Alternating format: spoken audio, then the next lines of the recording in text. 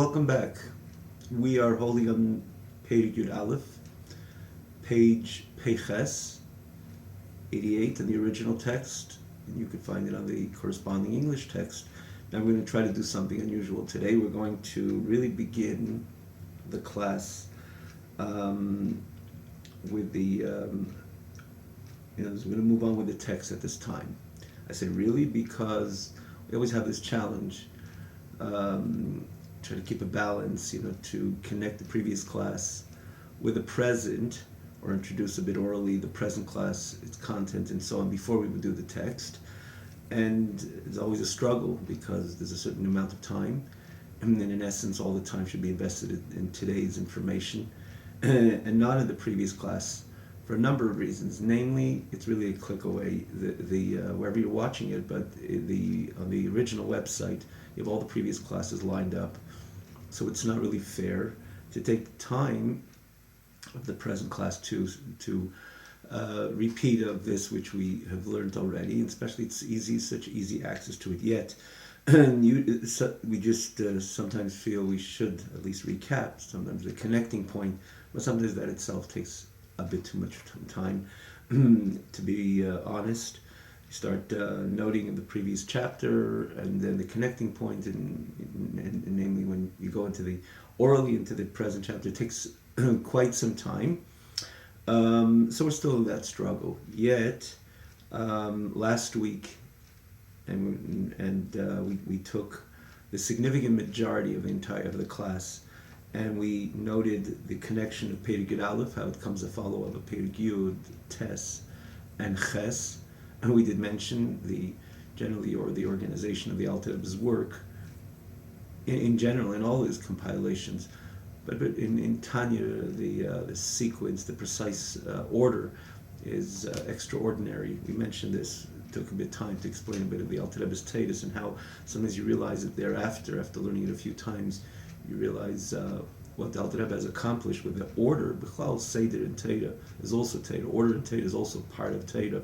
But namely, when you talk about the Alter Rebbe's Likutei Amarim as an example, he's trying to enter into the deepest parts of the neshama, so the building has to be built with precision, and you notice that precision. And so to in Shari Yechidom, and again, not to take time, we said we're going to start right away with the text. In any case, the Shari Yichud V'Emunah is similar in incredible precise build-up, but you can definitely say the Ches Tes Yud Yud Aleph and then Yud Beis is pretty much grouped together as a sequence of chapters. So last week we took, I believe it was a significant majority of the class, that we repeated the connection between Yud and introduced Yud Aleph.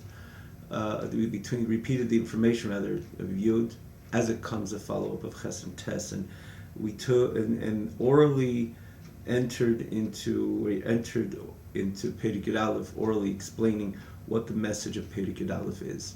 And therefore, those of you who were there, certainly no point to repeat. And those of you who missed out last week, or for newcomers, it's really a click away. Tanya, the original site again, Tanya online, oneword.com.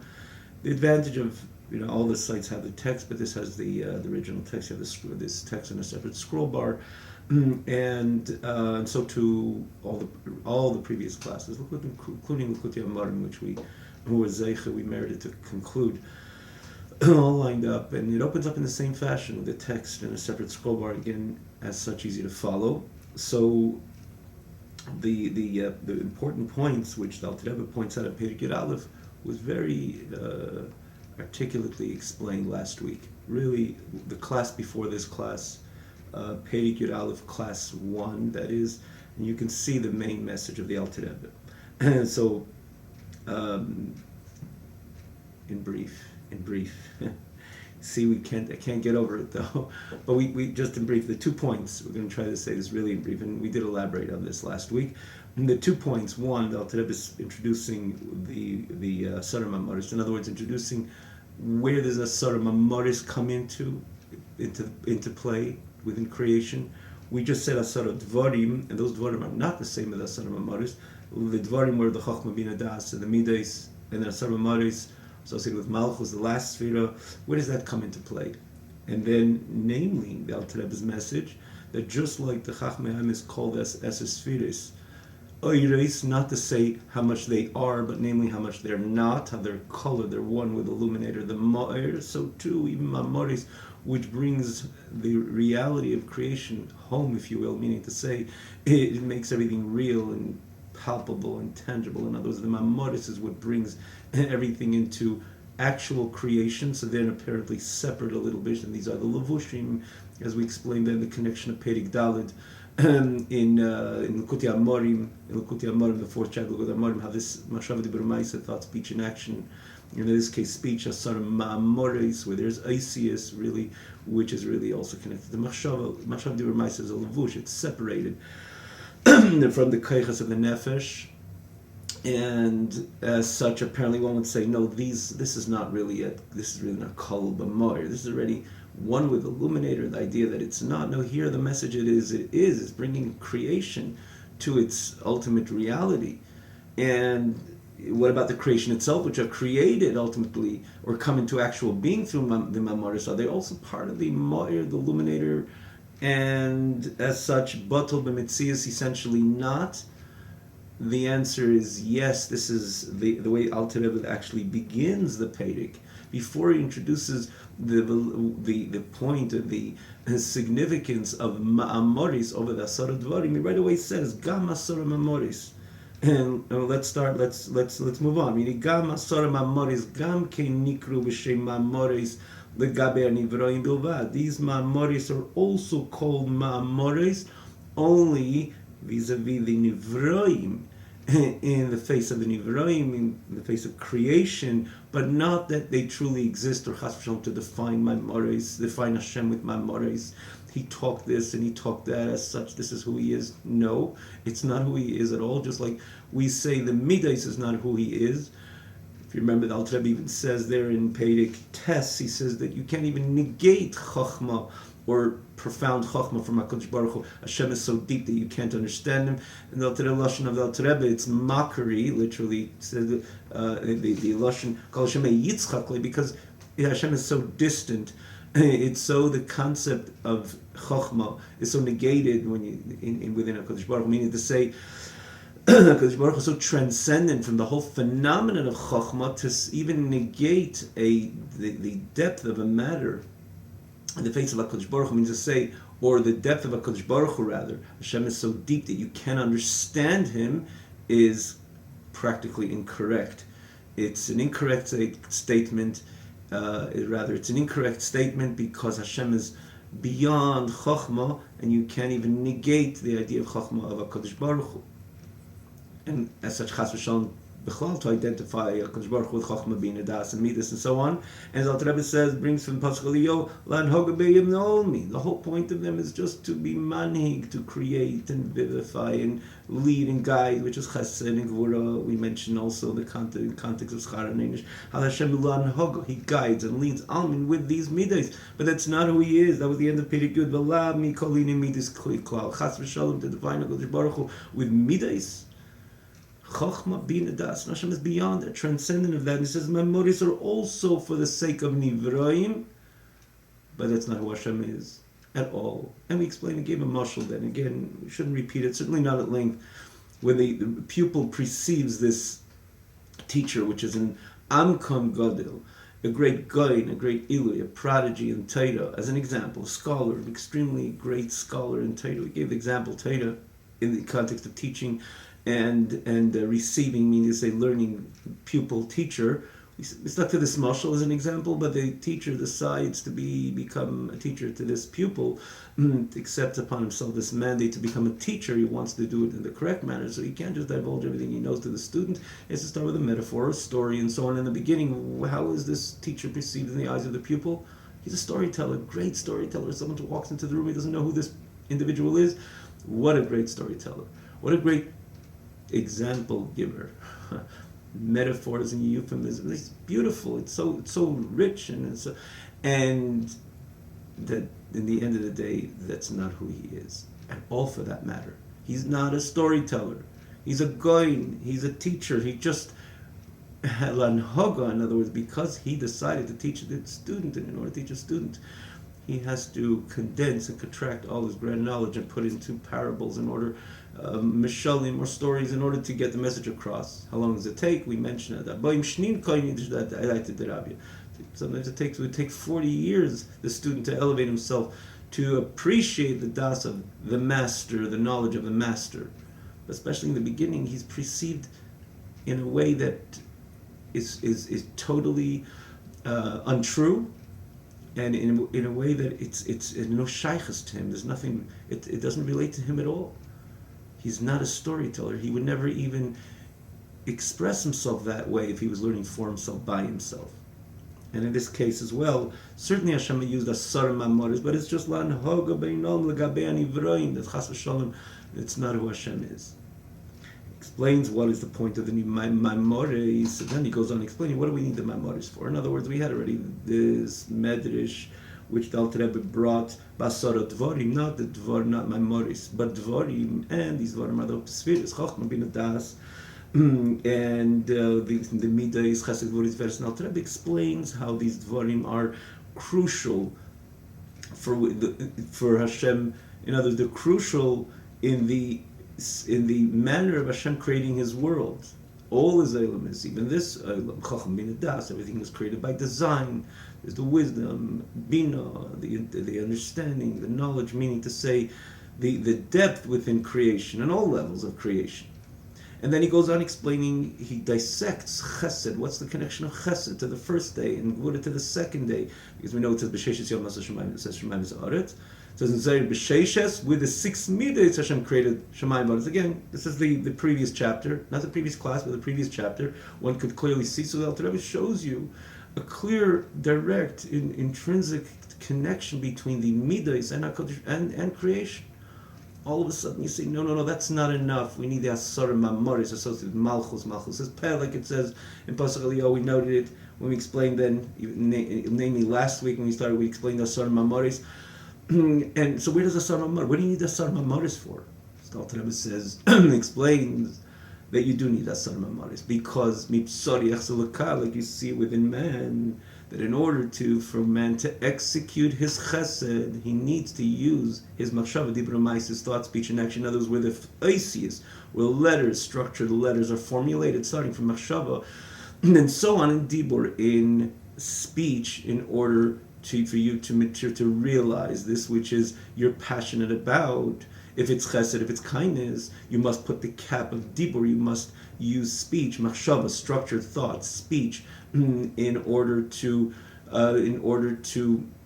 materialize this which you're motivated. In other words, this midah, whatever the midah is. Let's say, as an example, the midah of chesed, you have passionate kindness, so that's not good enough in order for the recipient to feel comfortable and to calm the recipient to calm himself down, him or herself down. You must say, here, take this money. You must say, take this meal and enjoy yourself and eat it and so on. You must go to the pantry and take out the food and present it to the poor, to the hungry, to the needy, to the destitute. If it's stuck in any way, or here, this is a place for you to lodge overnight. And in any way the chesed would be expressed, you need the dibur, you need the ma'amores in order to execute the chesed.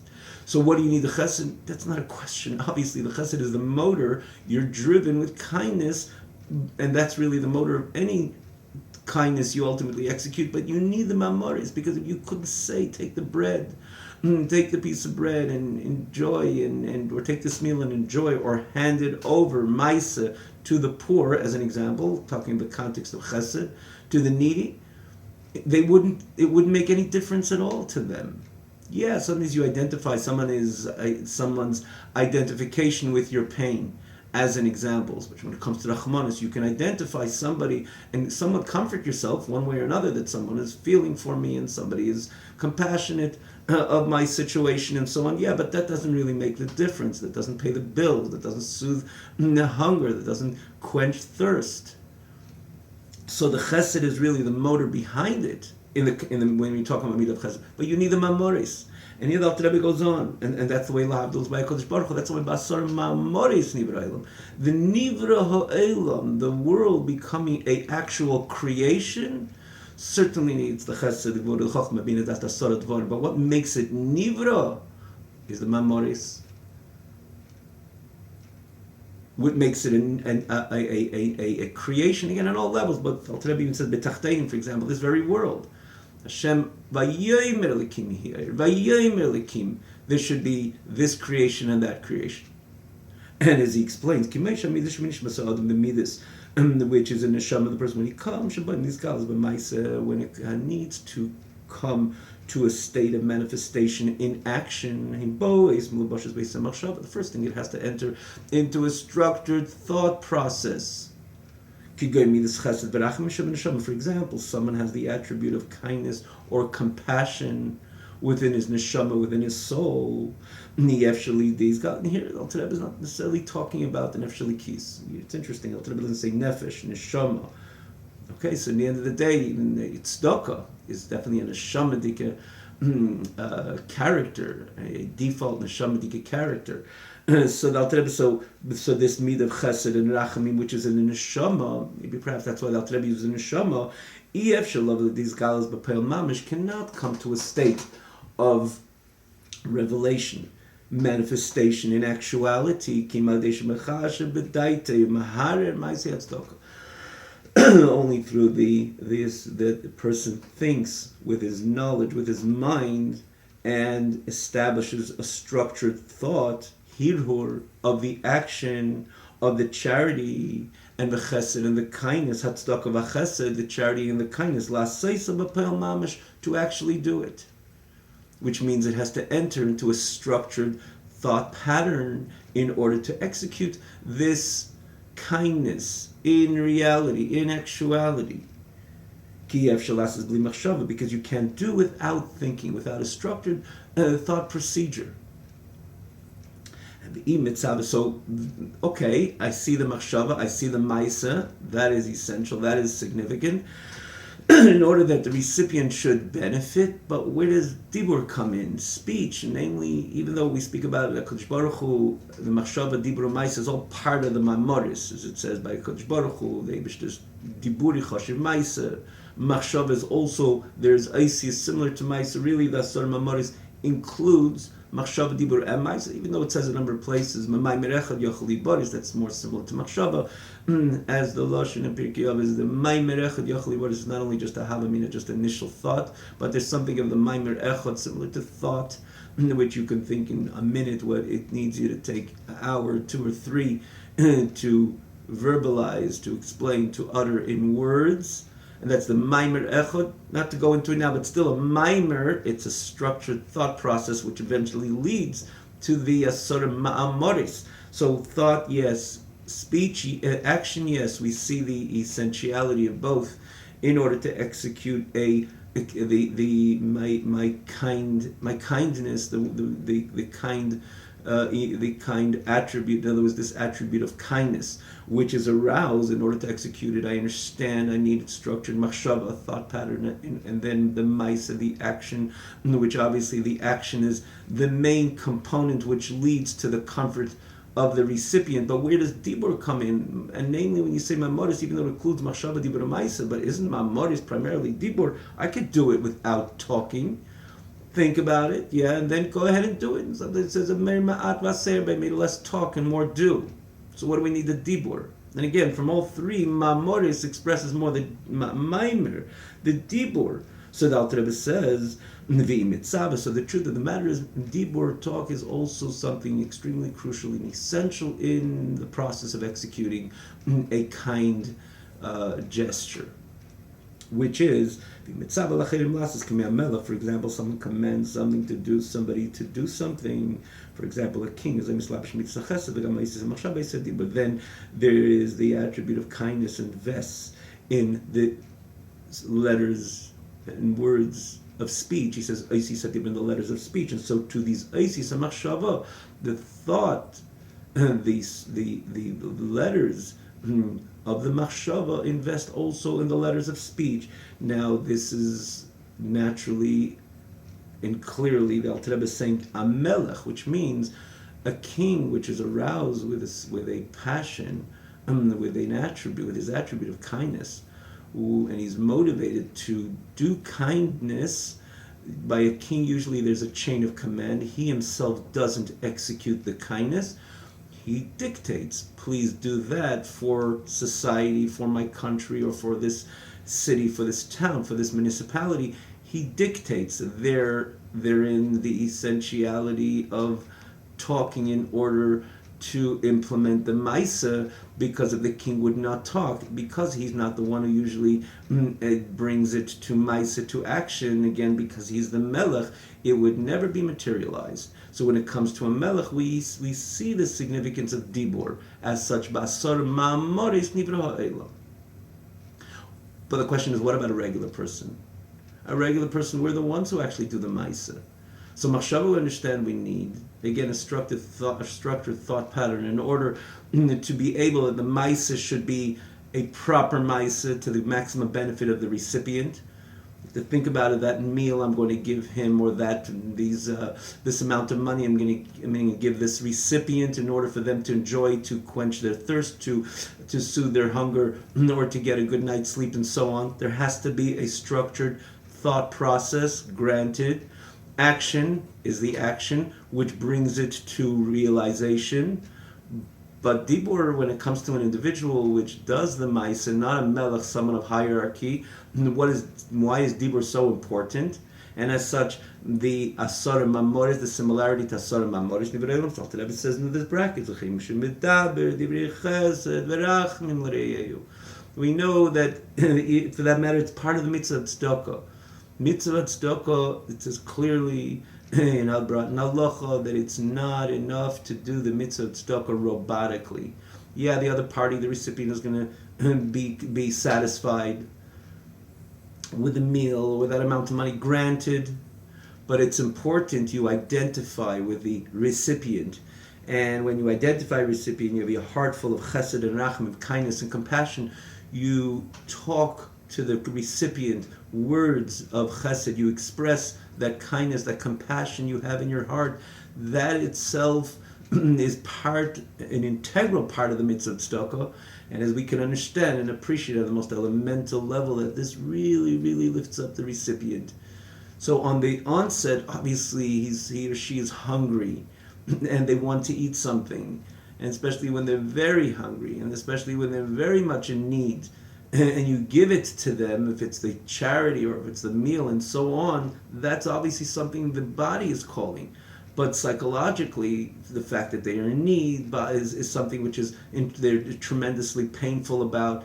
But their whole state is obviously a state of pain. And on top of that, or together with that, when you talk, your words of kindness, words of compassion, that touches the recipient, the overall, again, there's the immediate satisfaction with the recipient needs, again, if it's hunger or thirst and so on, but on the overall as a person, and the overall as a person which is in need and is in pain, what ultimately soothes the recipient, is when you identify and you talk divrei chesed, true altruistic words of kindness and compassion.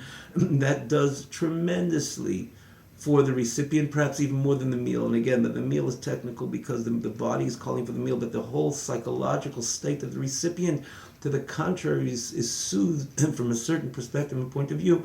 The way when you identify with them and you talk words of kindness and compassion.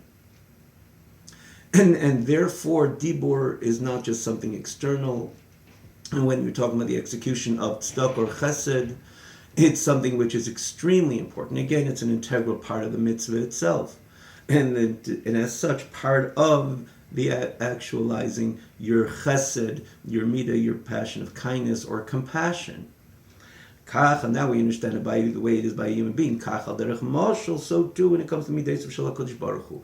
The midas of HaKadosh Baruch Hu, the importance, the significance of the Asar Mamoris, because Shebois, L'Bchinis Galus, Pulos, on B'Tachteinim, when they come to a state of revelation, of manifestation of its actual coming into being B'Tachteinim, in the lower realms, for that matter, it exists on all levels. Bria, Yitzir, Asiyah. I mean, you could say, the macro picture, even Atzilus, but let's talk about Atzilus still housing and hosting the Ein Sof. Bria is the first Olam, which is called Bria, then Yitzir, and then Asiya. Then Asiya Gashmi is this physical world, which is brought so many places, spoke about it myriads of times throughout the Likutei Amarim and Shaykh Hamuna, not for now, so why Alter Rebbe says Tachteinim? In the overall, you could say that, yeah, Bria, Yitzir, Asiya, in comparison to Atzilus, is still called Tachteinim. As we know, it's not just a world under Atzilus, that's why it's grouped. Bri, Yitzir, Asiya, despite Bri is great, an Olam which is penetrate, which is overwhelmed with the Likud. Gan Eden Elyon is in Bria, and even in Yitzira there's the Gan Eden Atachtin. So these are worlds which are extremely holy, sublime, divine, and everything. But nonetheless, it's the Haschalas Hayesh, it's the subtle Mitzis. Again, not to go now. We're not learning about the Elamis. So Bia, that's why Bia is grouped together. So it's certainly Tachteinim in the face of Atzilus, even Atzilus. It's not just one level over, it's a different phenomenon. We spoke about this again many times. Atzilus Leigur Chara.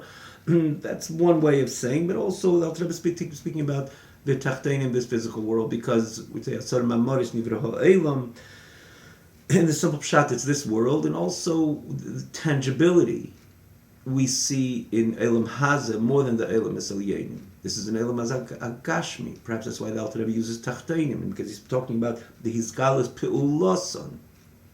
So when you're talking about, when it comes to these galas pulasim tachtem, nikra gilui zeh, this revelation, this vamshachas puluzu, and the drawing and the evolving of this pu'ula, of this action, it's called maimer, it's called saying, it's called siruf aisius, a combination, a configuration of letters.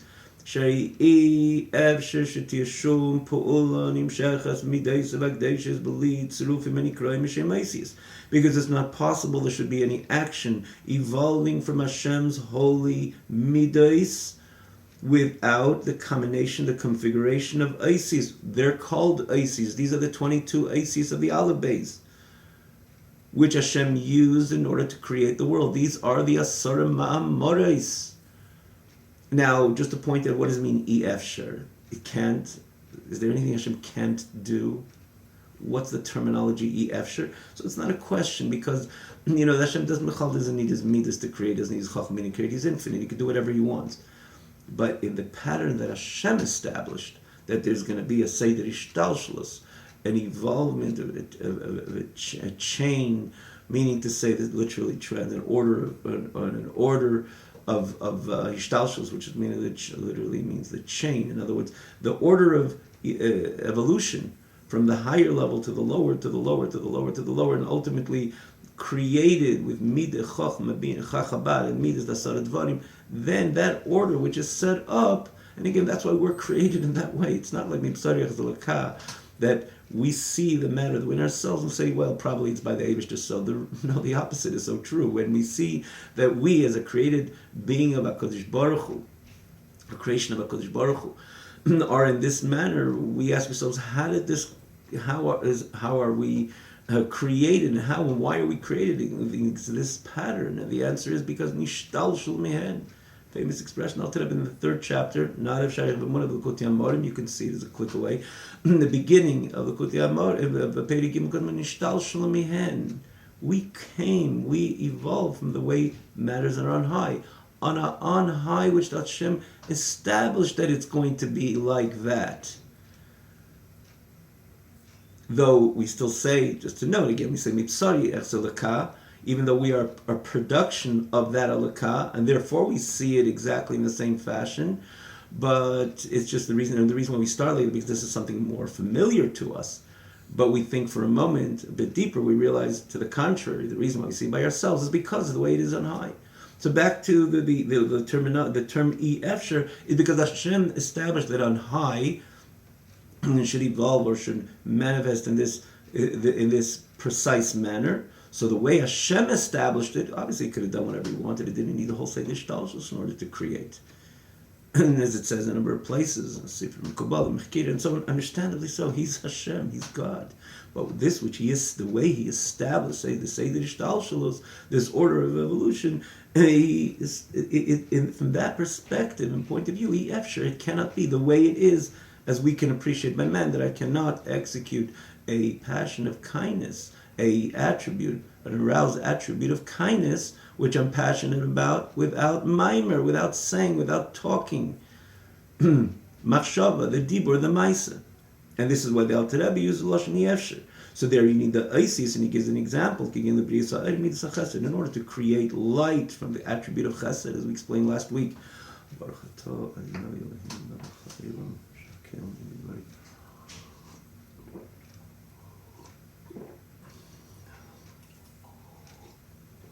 If you remember, we explained last week the connection to Midas Chesed. Not to go into it, but it's very simple. Lichtigkeit associated with Chesed is not difficult to appreciate.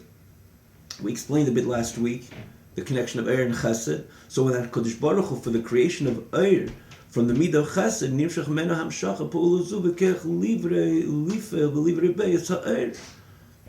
It comes from a Kodesh Baruch Hu, a hamshacha, I mean to say a certain light, a certain energy, and a certain kayach to create the Eir. Which these are the mamoris. It's not enough, the midah of Chesed, because it has to be packaged with an Eir and not anything else which comes with Chesed. And we're going to land over here with this, in today's class, which means with this thought over here, because there's another idea which we pointed out last week, and it was an important part of the information. It is an important part of information of this chapter, again, that we took the time to elaborate last week. Towards the end of the class, you can see it again, that the advantage of the Mamoris also is he takes the same chesed and it's able to spread it, is able to express it in different channels.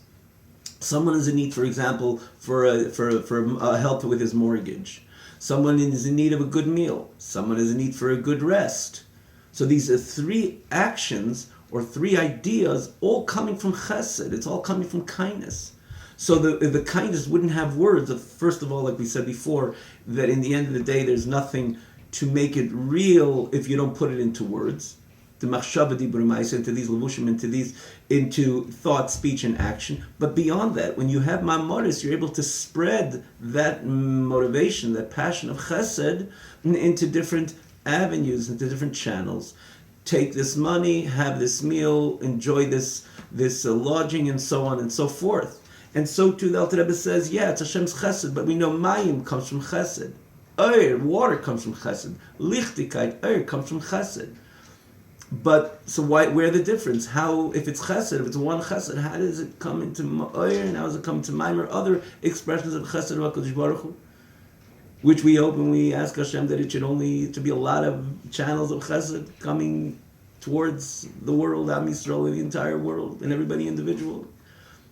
So many channels of chesed. The answer, these ma'amoris, just like I could take that chesed and say, here's some money, or here's a good meal, here's a place to lodge.